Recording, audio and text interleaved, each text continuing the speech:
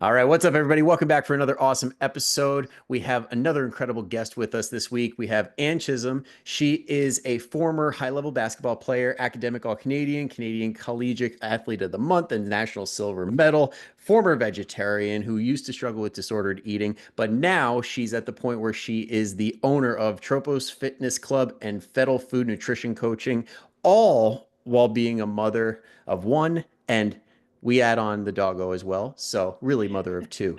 And welcome to the show. Thank you so much. I'm really happy to be here. You did your research. Oh, yeah. Wow, Your about section was very you helpful. you pulled some stats from the past there. Like, oh, academic all Canadian. Yep. Little Hey, that deserves Love to it. be thrown in because that's not easy. No, it's not easy. Yeah, I appreciate that. Thank Of you. course, of course. So there's a lot of different avenues I want to take, but before we go into it totally, I'd love to start with like your intro into learning all this nutrition stuff because it's always interesting seeing where everybody started off. And I think if I were to guess, when it comes to everything I just mentioned, usually along the athletic journey, nutrition becomes a focus. Is that kind of what happens with you? Um, Not so much. Okay. Yeah, mine's a little different for sure. Yeah, so unfortunately, like there isn't a ton of support in collegiate athletes in Canada for nutrition. Like they're, when you're playing high level, like at that university college level, like, you've got your coach, you've got your trainer, but there isn't like nutrition support in that space. At least there wasn't 10 years ago. So maybe there Mhm. is now. Hopefully there's starting to be more. But so coaches would talk about things here or there.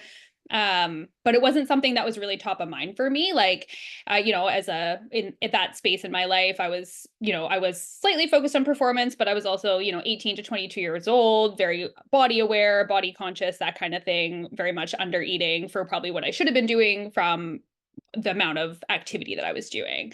I actually in university, I did a degree in public relations and marketing. And so, like, I was very on the business side of things. And I took this random elective, just like an intro to nutrition course, and learned about macronutrients and different things like that. And I found it really interesting. I did well in the course, but I just kind of like passed it off, didn't really think, finished my degree, finished playing basketball, started in the world of working in advertising agencies, actually. And so I was working as a project manager, working with lots of big brands, building marketing campaigns, doing lots of digital marketing and video production. Um, but I kept being pulled back to my like sports, fitness, and like that was I felt like there was like two Anns. There was like the Ann that would be at work and be like this, doing a good job at like marketing and project management, but like none of that trickled into the rest of my life. And I didn't like that feeling. I felt like all I wanted to do on the other side was absorb and learn about like be in the gym and learn more about that. I started getting into powerlifting and learning about getting stronger. And then that's where the nutrition piece fell into me because I was like, okay, I actually need to like eat more food. I'm missing protein, like learning a lot about that. So I kind of self dived into that a bit. And then again, just like the two polar ands. And then I was like, maybe I'll just like do my personal training certification and just kind of work a little bit on the side. It'll be like my side hustle. And then so I did that. And then I applied for a job at the kind of the most well respected sort of personal training gym in the city that was recommended to me. And they were like, full time or nothing. And I was like, oh my God, that's scary. But you know what? I was like, well, at this point, I'm like 26. So I'm like, if I'm not going to do it now, like I'm not going to do it when I'm 36. Right. And so I quit my nice salaried marketing position job and just full time as a trainer, had like 5 clients on the books. And then it was immediately actually when I started working as a trainer and started working with these clients, even like in my early days, about a month into the job, had never trained anyone. I was like, man, these people aren't getting great results because they're not focused on nutrition. So, like, what I learned about myself when I was starting to power lift and get into weightlifting, I was like, I'm not getting great results because my nutrition's not dialed. So, I learned about that a bit on my own. I realized that was the case for all these clients that I was working with. So, that's when I went back to school and did a full diploma in nutrition. And it all kind of stemmed from there. Nice, nice. Honestly, Yeah. I kind of had the same realization working at the gym where it's like, listen, these people want certain results that they're just not getting, and nutrition is such a huge piece. So it is one of those things that people think, oh, I just start working out, weight's gonna fall off. Not always the case. Yeah, exactly. Yeah. Yeah. And like I said, there are so many awesome avenues I want to take there because you mentioned a lot of really good stuff. But I think one of the best things to kick off with is the whole concept of under eating, because I know that a lot of people that listen to this podcast probably hear it all the time on social media. You're not losing weight because you're not eating enough. Like, what is the basis behind that, and what is really going on? Yeah, I think there's two things. Like I think there is a camp of people who like especially, I think you're a bit younger than me, but my age and like women into their 40s who grew up with whether it was parents or themselves very restrictive dieting, juice cleanses, like, the soup eats only soup for 10 days or whatever, right? And so Yep. that growing up in the 90s, like the diet culture in the 90s was like, it was harsh. And so I think a lot of that is just ingrained into our lives at that early age and gets carried forward for women through a majority of their adulthood to the point where they're eating, if you're eating, 1,000 calories a day and not losing weight, like something has to change, right? And so I think there's a camp like that for sure. And I think we probably have both worked with lots of clients who fall into that camp, right? And we need to work on doing more. Let's eat some more food. Let's eat more protein. Let's move your body more and just get things like functioning better for you, right? And then often when we do that increase, we actually see body composition improvements, right? But then there's also like I think some people, as things do, the pendulum swings heavy to the other side where sometimes people just aren't very accurate in terms of like understanding what they're eating too, right? And so I think some people are like, oh, I need to eat more, but they're not actually being accurate in terms of like, have you ever actually tracked your food and like, tracked the oils, tracked those meals out with accurate calories? Like, are you under eating? Are you moving your body enough? And so I think there's like very much two camps there where we Yeah, see that. it's cool you brought that up because I know you weren't at Aram's Zoom meeting last night, but that actually came No, up, I and oh he's got this client who's Indian whose mother cooks for him, and he's like, you're not tracking the oils because you're not like looking over your mom's shoulder trying to see, oh, is there oil in there? Is there butter in there? And people don't necessarily understand that's a shitload of calories. Yeah, yeah. Like sometimes people are like, oh, I don't eat much. And then they're telling me what they eat. And I'm like, well, no, you don't, like volume wise, you don't eat much, but calorically wise, you're eating a lot. And there's a way that we can go about this where your volume increases, but the calories are less, right? And so, especially with the whole like the keto thing like years ago, right? So everyone's like, oh, but olive oil's healthy, right? Like, like, well, yes, but Yeah, or you get the bulletproof people that are like, well, MCTs are good for me, so I can have as much as I want, right? Like, as long as I'm putting a stick of yeah. butter in my coffee, fat's gonna melt off. Yeah, no, body doesn't work that way. If that nutrition course taught us anything, is the fact that that's not what happens.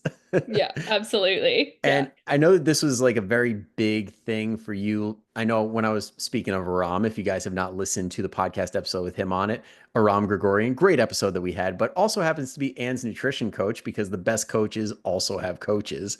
And he mentioned that you were getting ready for a race, right? So, or a trail run, or what was the Oh, cardio thing that was yeah. coming up? Yeah, so I do some trail running. When were Trail you running. talking to him? When were you talking to him? Well, when we were talking at the Vigor Oh, Ground, you at were Vigor getting ready Ground. for something.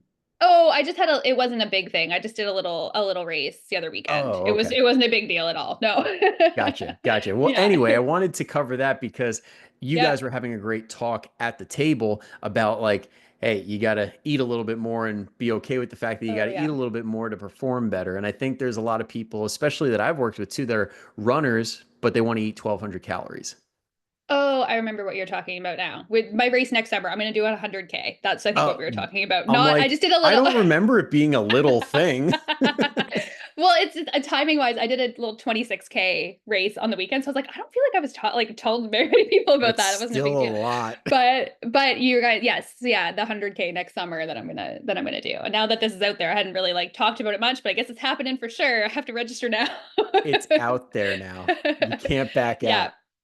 yeah. So yeah, we were just kind of talking about the amount of food that I'm gonna have to eat to like sustain that level of performance, right? And like, yeah, not definitely not 1,200 calories. Well, even now, like as I run 3 to 4 times a week. I lift 4 days a week. I'm still on the training floor for 10 hours a week as well. Like, so I'm moving my body quite a bit. And, I eat about 2,400 calories 300 grams of carbs a day just to maintain 145, which I'm not a super heavy person. So that'll probably go up a couple hundred calories in carbs for my performance season next summer. So it's like a part-time job eating that amount of food. Yeah, and I think a lot of people when they hear those macros of somebody that's very active and like has more muscle than the average person, they're like, "Wow, how is that possible?" And just know anybody listening, when you have more higher levels of muscle, when you have a high activity level, you can pull off those macros usually. Yeah. And the other thing to note with that too is that I have not spent very much time dieting. So I haven't been in very spent very much time at all in a calorie deficit in like the last 5 years. I've spent maybe 3 months in a calorie deficit where I did for like an event. And other than that, I've been at my maintenance or focused on performance. And so I think that's important part too, where it's like if you're constantly dieting and constantly cutting calories and restricting or just in fat loss phases more frequently, the rate at which your calories like are going to be up at your maintenance is it decreases too, right? The more time spent at maintenance, the more you get to eat. Exactly, exactly. And Yeah. I've got one or two clients right now I'm thinking of, and I'm like, they need to, I'm going to be just sending this the second it drops. I'm going to be sending it and just be like, no words, just listen. Yeah, that's awesome. I'll be doing the same for sure. Yeah, because it's Yeah. such an easy trap to fall into. It's like, okay, we do exercise to lose weight, right? So anytime we're exercising or on a journey of any type, it's like we just need to eat such low calories that we get everything all at once, lose the weight, better performance, but that's not how this works.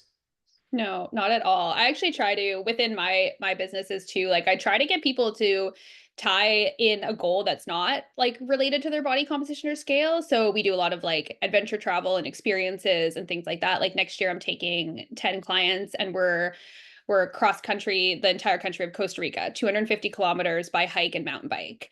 And so, like, I know the clients signed up for that. And through the training they need to do for that, weight loss is going to be a byproduct of that, or body composition improvements are going to be a byproduct of that. But doing something so cool and experiential that's like a life changing, once in a lifetime trip like that is so much more powerful and it's such a bigger why than 10 pounds or a size down on your jeans, right? And so I think it's important to trying to like tie something into your journey that's not just related to your body composition or scale number. And that could be something like I want to do a body weight pull up in the gym, right? Or I want to be able to like lift X amount because that translates me being a better mom because I can lift one of my kids in each arm or like whatever it is, right? But I just think it's like important to have something that's not, or like hiking this mountain, like that's not just the number on the scale.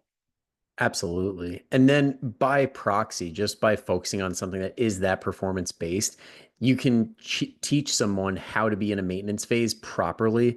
And so they can perform. And people will find out when you do maintenance right, your body can do like a total recomp, especially if you're a beginner, like night and day difference.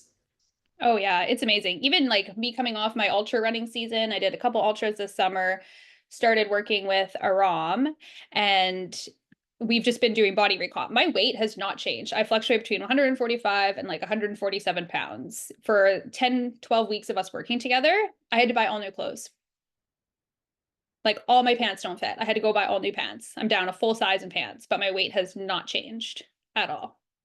Yep. And we've just been eating my maintenance. Yeah. And I think a lot of people do experience that, but they think it's like a bad thing when, like, I know I work with many people who are trying to do this like for the longest time and they just can't figure it out. But they'll do all the right things, their clothes are fitting better, but then they hop on the scale and they're like, well, shit, like, it's clearly not working. Like, how would you explain that to somebody if they had that going on? Usually I just kind of I just keep hammering the point on like the scale is not the be all end all and to like focus on other wins and other measurements. The one thing that's unique about my program is like I see all my clients in person once a month and I have a body scanner. So we're doing body composition testing once a month. We do have some virtual clients, but the majority of them are at one of our locations where they're coming in once a month. So we're getting to show them those numbers. We're showing them, we're like, look, this was your scan, this was your image, these were your measurements last month, and this is where it is now. Like, who cares about the number on the scale? Your body is changing, right? And so I think I get to hammer that and I get to show them the data, which is helpful. Yeah, and if anybody's listening right now and they don't have access to that, old-fashioned tape measure works great. Like that's how I do it with my clients is like neck, waist, hips. Like those are going to be good spots to give you a tell of, hey, am I losing fat or not, regardless of what the scale says.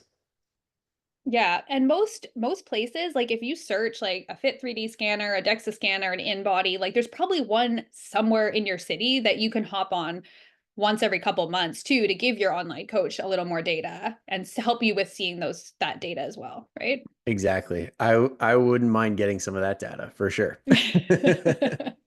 Yeah, yeah, Now, absolutely. yeah, now that was like the big one I wanted to knock out. But the other one too is like the whole struggle with disordered eating and like when it came to like testing out being vegetarian for a little bit, how did that all play together and what kind of led you down that path and how did you come out of it or how did it adjust over time? So I started as a vegetarian when I was 14. Um, I don't really honestly like it was 20 years ago now. So like I don't really remember like my big why. I don't feel like even I probably had one at that point. Like I was just a very influential teenager, like you know. Um and so I just kind of, and then I just kind of like was part of my life and I just kind of like stuck with it until I was 20, yeah, 24. So all the way through university basketball, I ate vegetarian. I mean, I would eat a little bit of fish here or there and like dairy and stuff like that, right? So I wasn't like full vegan or anything. It was like And then it was, vegetarian-ish. yeah, like I didn't eat like beef or chicken during that 10 years, but like pescatarian slash, or I'd go through kind of like back and forth, like pescatarian, vegetarian kind of thing. And then it was when, so after university, I moved to Jasper, lived in Jasper, Alberta for a little bit. And then it was when I moved to Victoria and when I started going kind of a little more seriously into the gym and learned about, like, I started getting into powerlifting. I did like the Brandon Lilly's cube method. That was my first powerlifting program. I did the same one. Fun times. Fun times. and, um, and that was when I just started doing like my own research and I was like, oh, protein, like this is important. And then I just kind of was like, oh man, like I'm low on protein, I'm not getting it. And I was like, maybe I'll try eating meat. And like literally that was it. And then I like called my mom on the phone, like she's in on the East Coast. And I was like, how do I cook a chicken breast? That's Because got to be I an interesting conversation. yeah, so she's like talking me through it because I was like I hadn't eaten meat, right? Like in those where I was like learning teenager doing some of my own cooking and stuff. It was never meat. So like I never like went through that, right? So yeah, my mom talked me through cooking a chicken breast and like I baked like cooked it way too long because I was terrified I was gonna like not cook it long enough.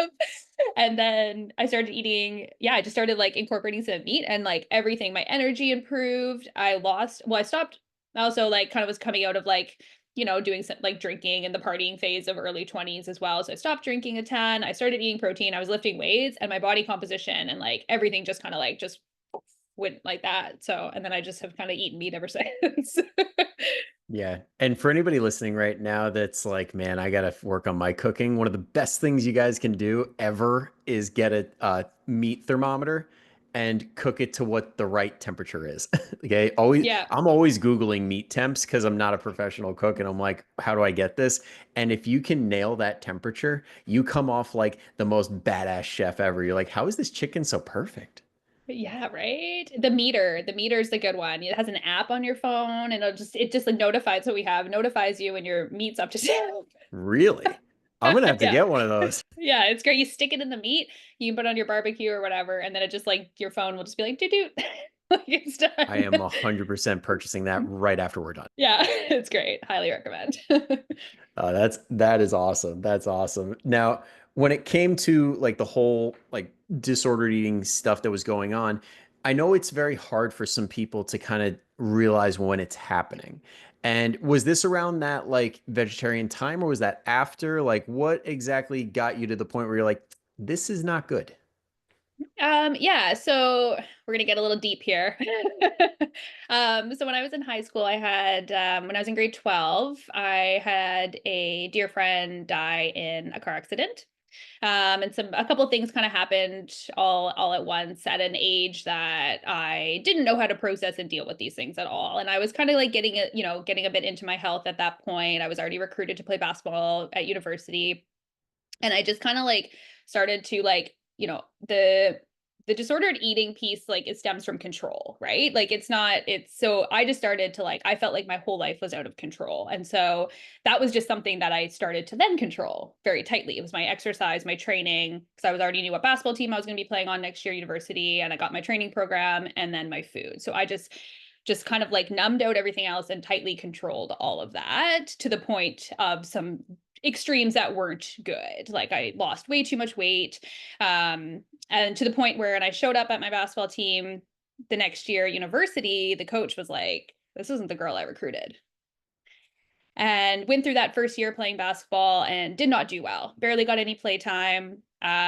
Very skilled basketball player, but I didn't have the body weight or the energy to be the player that I wanted to be on the court.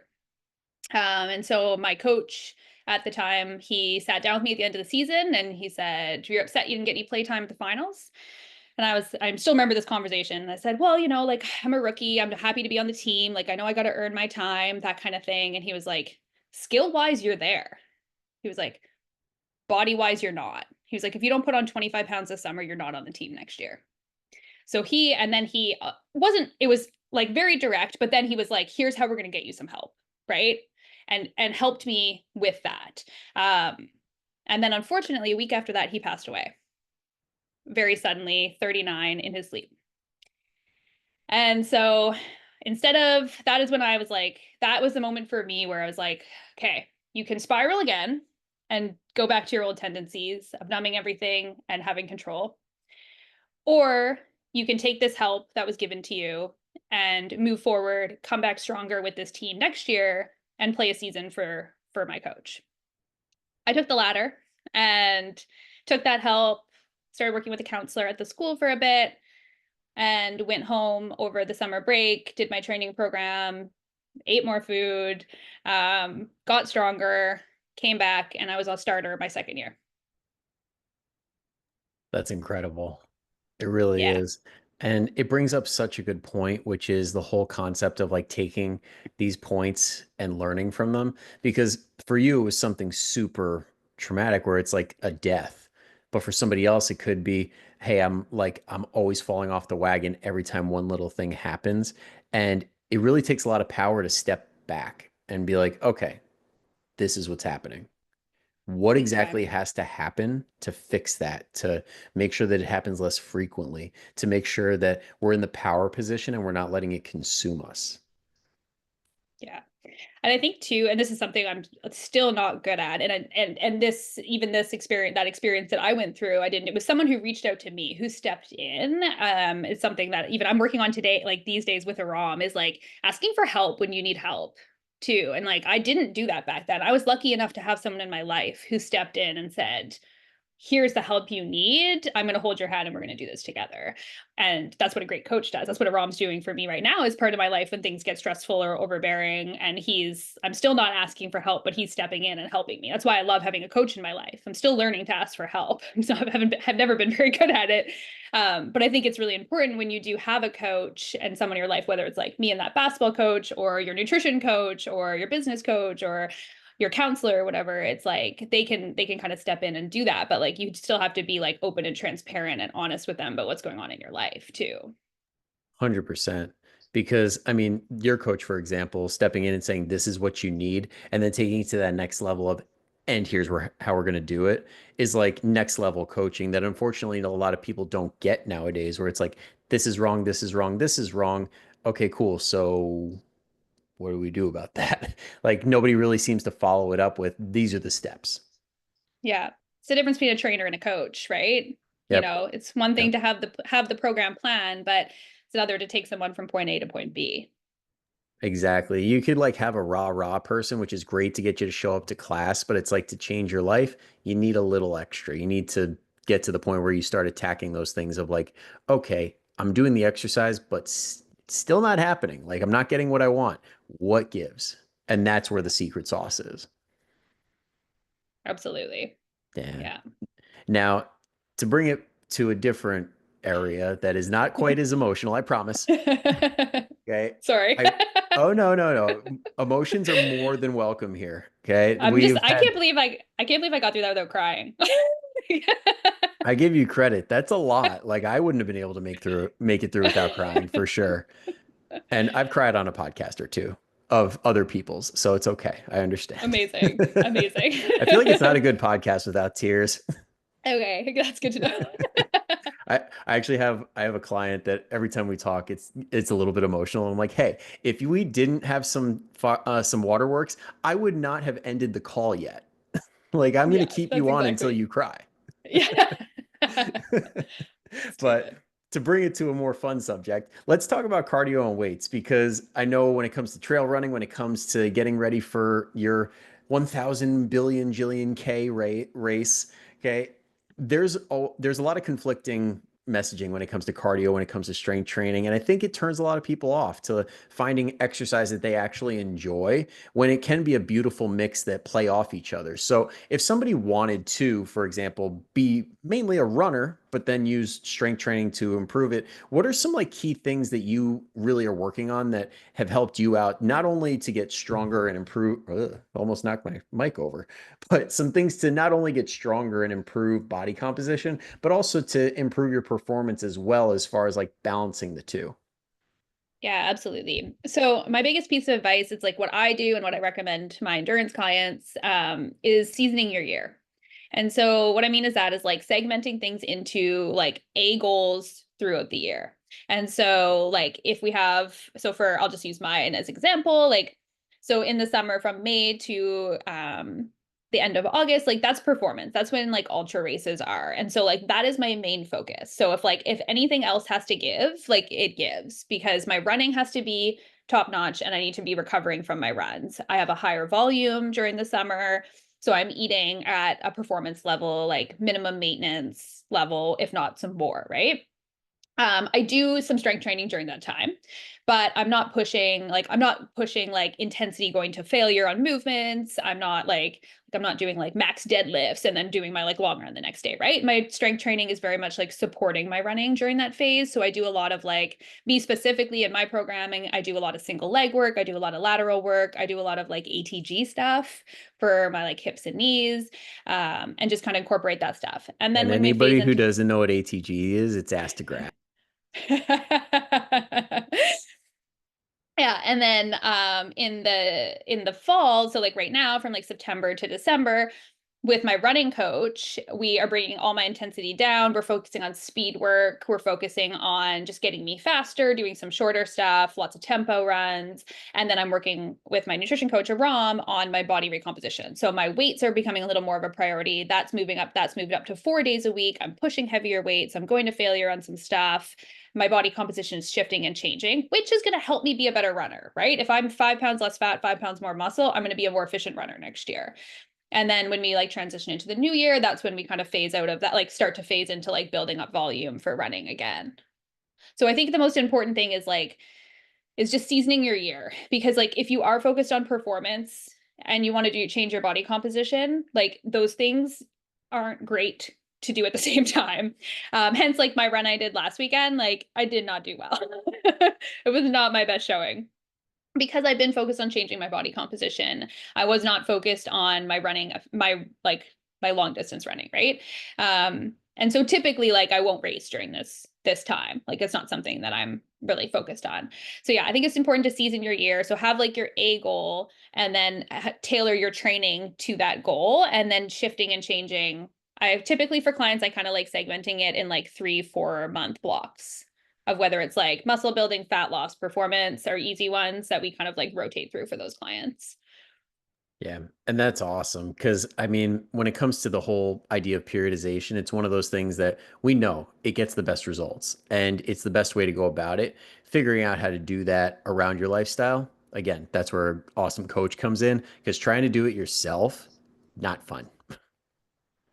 No, Not fun at all. I have a running coach and a nutrition coach and a business coach. So like I'm pro having a coach. Yep, absolutely. And just curious, when it comes to the nutrition side of things, like balancing the training out and periodization and all that stuff, when you're eating to perform, are all of those calories super duper clean? um I would say You, for me, you can be honest. I would say for me, honestly, about 85-90% of them are.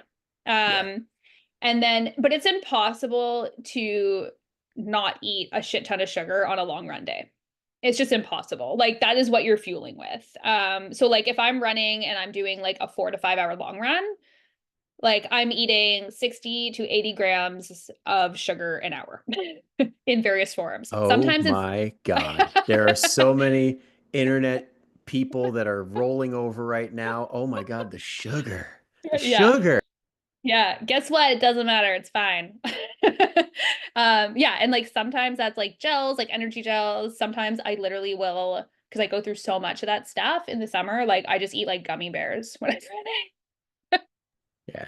The running. reason I brought this up is because I want people to understand nutrition is context dependent. Like you can break all the traditional rules. Like the one thing I always think of is like back in the day, I volunteered as a strength and conditioning coach for my football team that I played for in high school. And one of the kids' moms was very hesitant about him eating so much. And what I asked him, what do you eat? And he's like, a lot of salads. And I'm like, well, that's a really good way to not get enough calories because at the end of the day, you are fighting for calories. That's why like certain NFL players munch on Skittles. That's why you munch on gum. Like you need to get to a Yeah. certain point and then you can like not saying get there then clean it up. I'm saying you just got to make it happen and hit the numbers at the end of the day. Yeah. And I think it's different whether you're like, if you're somebody like when you're extreme performance versus like you're just doing like, 30, 40 minutes exercise a few days a week. Like these are very different things, right? And like, I still like funny story. I didn't know my husband at this time, but when he was in university, he was trying to break into, he ended up playing for Team Canada for rugby. And when he was like working on trying to like break into into Team Canada, the guy, his trainer at the time was like, for rugby was like, I want you, because he's like, like a 20-year-old guy with a super high metabolism, right? Like so hard to put on weight. He was like, I want you to go to McDonald's once a week and just eat everything you could afford. That is such And just amazing advice. because he had like trying to, that was like his barrier was like getting that weight on because he's a banger, like he's in the scrum, like he needed to be a big body, right? Anyways, so he did that. He ended up playing for Team Canada and it all worked out. So And and if we're being honest, like when it comes to the new like that style of nutrition, that's why going for the highest performance and these people that are the higher performers, they don't necessarily live the longest. Like the NFL guys, they don't really live that long because their diets are not that great for longevity, but to put on the mass that's required to perform their sport, they eat properly. And it's really a trade-off, and you got to understand that and not and know that it's not one size fits all, and certain goals have certain consequences. yeah. And we're not telling you to go eat 60 grams of sugar an hour and everything you can eat in McDonald's. Most Yeah, people no, listening, no. I'm sure, are not in that camp. Um, That made me remember I used to train a kid who played for William and Mary as a defensive end. And in high school, to put weight on, his parents would send him sandwiches and he would call them bathroom sandwiches. He would basically ask the teacher, hey, can I go to the bathroom? And then he'd go sit on the toilet and eat the sandwich like 2 or 3 times a day, in addition to eating lunch. that's so funny. I'm like, that's one way to do it. That's awesome. I might need to take that into consideration because I like that's my struggle. Is sometimes I like get through the day and I'm like, oh my God, it's 8 p.m. and I still have 100 grams of carbs to eat. Like, what am I gonna do? So Yeah, maybe I'll start doing that bathroom or I know sandwiches. the one thing that helped my brother because my brother is built like a string bean. Like when he was trying to gain weight, um, peanut butter sandwiches at night were his go-to. Those are solid. Yeah, that is solid. That's solid. I'll get Rom to give me a little more fat so I can do that. Yeah, we'll put in a good word. No, that's awesome. And the big thing that I wanted to cover mostly on this when it comes to everything that we talked about is how do you manage doing all of this? Because you run two businesses, like you're like managing all this stuff, and you're also a mom. Like when it comes to time management and just getting shit done, you're like an absolute pro. So like what are some things that you rely on in your day that like make things a little bit more manageable and that you can rely on?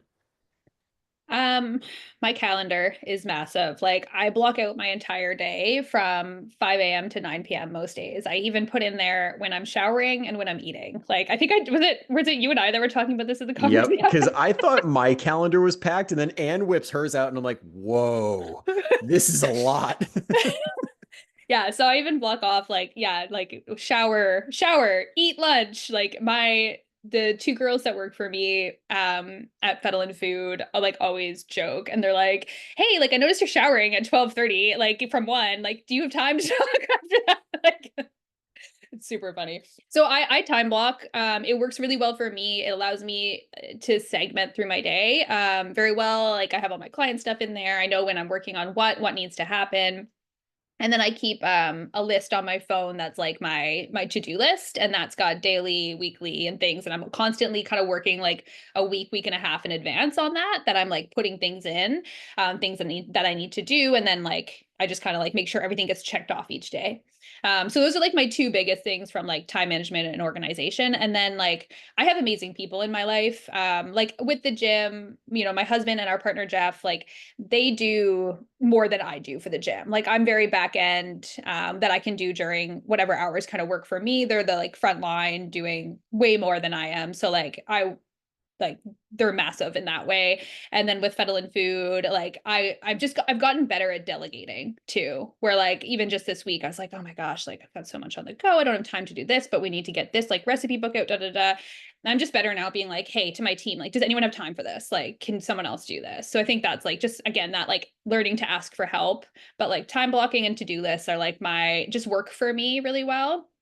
I used to have like a written agenda for years. I kind of ditched that a few years ago and moved now virtual, everything virtual, but time blocking my calendar is my, and then just sticking to it, not letting like, just keeping those, like even the appointments I keep with myself to do my workouts. Like last night, I didn't get my workout in until 8 p.m.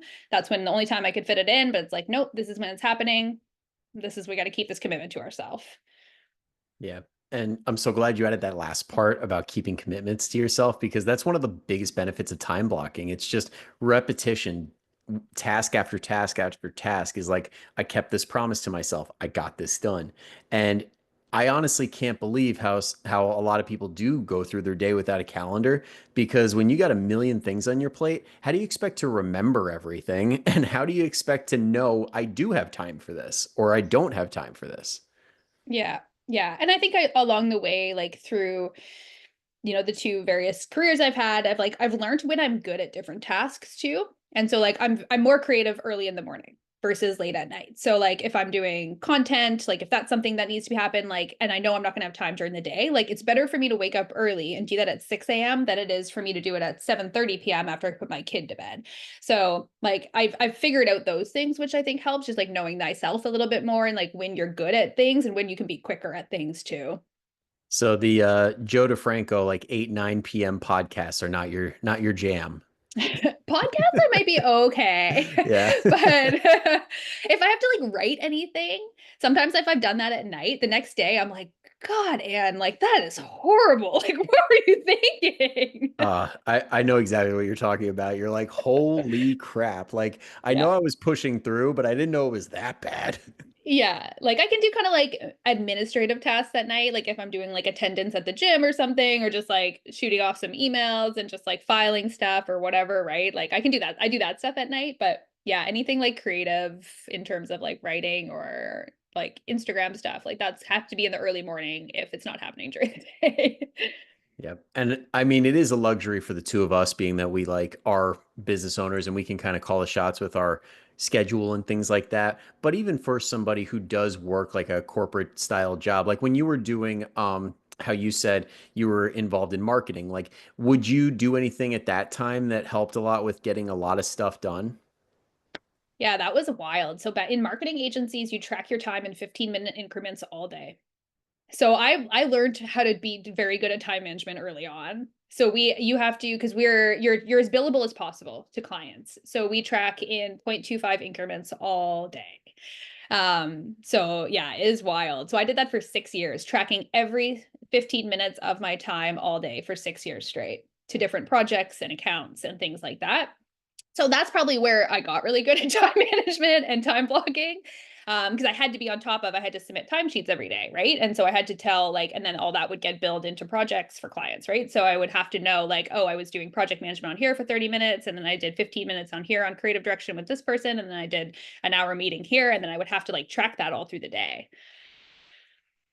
Well, Yeah. that sounds like a masterclass in like making sure that you can fit a whole lot of stuff into one day.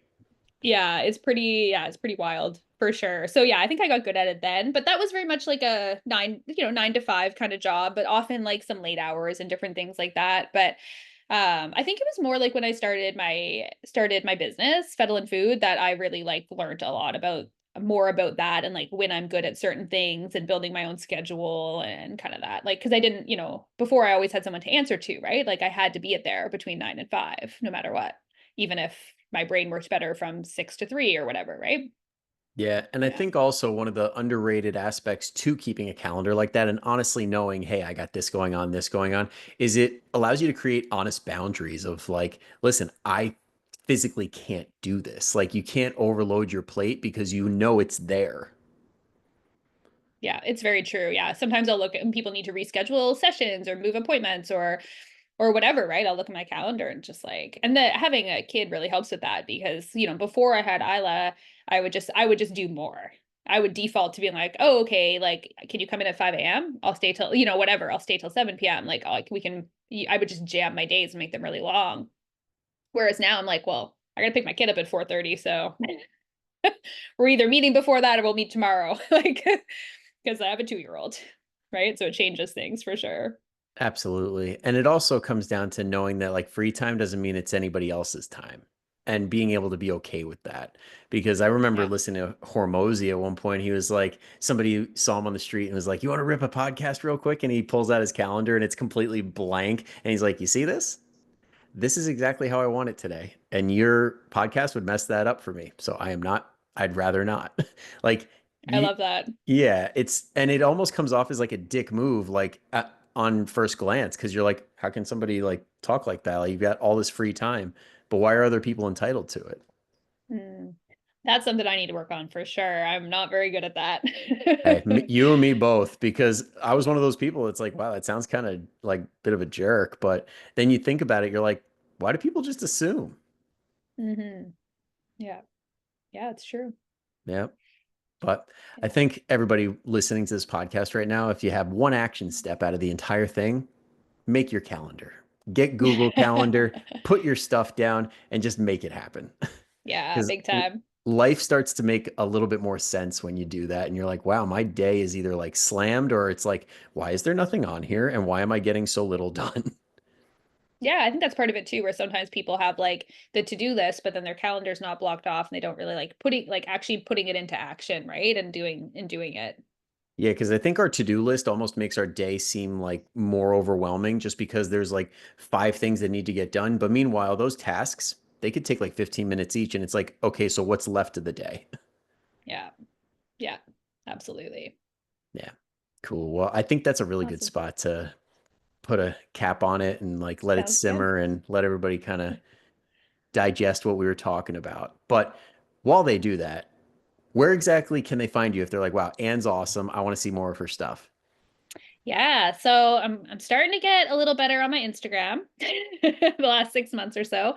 So my Instagram is Ann dot Chisholm Chisholm 13. That's my Instagram. That's probably where I'm most active and responsive. I'm on Facebook as Ann Chisholm as well, and my businesses are Fettle and Food and Tropos Fitness Club. And just so you guys don't have to go searching, they're always in the show notes, in the description. So just click away, find Anne, and give her a follow. But before you do, my only ask is if you found any part of this podcast valuable and you have that one person in your head, you're like, they really need to hear this, send it to that one person. Tell them Brian and Ann say hi, and they'll be thankful for it, and you'll get them some good information. So thank you guys for tuning in all the way through. Really appreciate you listening to the entire thing. It means that you care. It means that you're going to be taking those action steps and changing your life going forward. So thank you again. I will see you all next time. But until then, go kick some ass. I will see you later. Thank you. Yep.